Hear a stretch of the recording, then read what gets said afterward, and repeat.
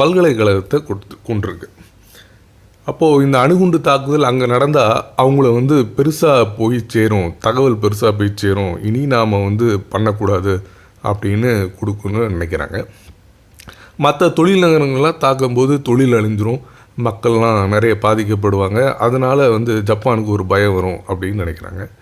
ஆனால் இந்த நகரங்கள் எல்லாமே அந்த குறிப்பில் இருந்து எடுக்கப்பட்டுகிட்டே வருது. அந்த குறிப்பிலே இல்லாத ஹிரோஷிமாவும் நாகசாகியும் சேர்க்கப்படுது. இதுக்கு காரணம் மிலிட்ரி ஜெனரலாக ஹென்ரி ஸ்டிம்சன் அப்படிங்கிற அதிகாரி இருக்கார். அவர் கியோட்டோ தாக்கப்படக்கூடாது அப்படிங்கிறதுல ரொம்ப தெளிவாக இருக்கார். மற்ற நகரங்களையும் ஒவ்வொரு காரணமாக சொல்லி எடுத்துகிட்டே வர்றாரு. அப்படி அவர் கடைசியாக கொடுத்த நகரம்தான் ஹிரோஷிமாவும் நாகசாகியும். ஆனால் இராணுவ அதிகாரிகளுக்கு இதில் ஒப்பே இல்லை.